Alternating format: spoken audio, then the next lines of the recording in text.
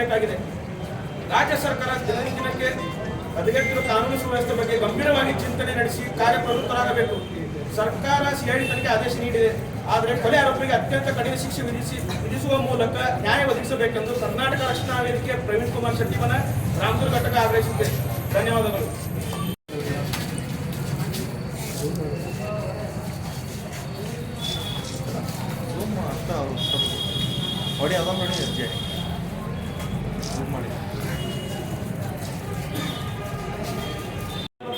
ರುಕ್ಸಾನ ಎಂಬ ಹೆಣ್ಣುಮಗಳಿಗೆ ಪೆಟ್ರೋಲ್ ಹಾಕಿ ಸುಟ್ಟಿದ್ರು.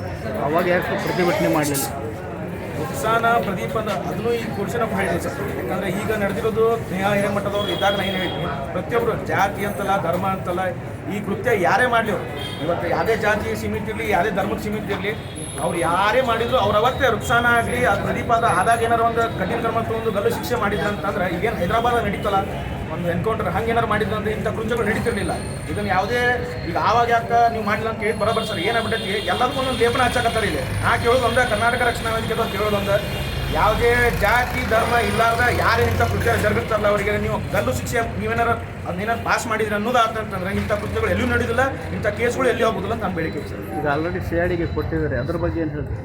ಸಿಐಡಿ ಕೊಟ್ಟಿದ್ದಾರೆ ಸರ್. ಅದೇ ಸಿಐಡಿ ಕೊಟ್ಟು ಮತ್ತು ಒಂದಿಷ್ಟು ದಿನ ಜೈಲ್ದಾಗಿಟ್ಟು ಮತ್ತು ಜಾಮೀನು ಮೇಲೆ ಹೊರಗೆ ತಗೋದು ಬೇಡ. ನಾನು ಹೇಳ್ತಿದ್ದು ಮಾನ್ಯ CM ಸಾಹೇಬ್ರಿಗೆ ಏನು ಹೇಳ್ತೀನಪ್ಪ ಅಂತಂದ್ರೆ, ನೀವು ಆದೇಶ ಹೊರಡಿಸ್ರಿ, ಏನೈತಿ ಕಠಿಣ ಕ್ರಮ ತಗೊಂಡು ಅವ್ರು ಗಲ್ಲು ಶಿಕ್ಷೆ ಅನ್ನೋದೊಂದು ಏನಾರ ಜೀವನ ಶಿಕ್ಷೆ ಗಲ್ಲು ಶಿಕ್ಷೆ ಅವ್ರಿಗೆ ಆಗಬೇಕು, ಮಾಡಿದ ತಪ್ಪಿ ಪ್ರಾಯಶ್ಚಿತ್ತ ಆಗಬೇಕು.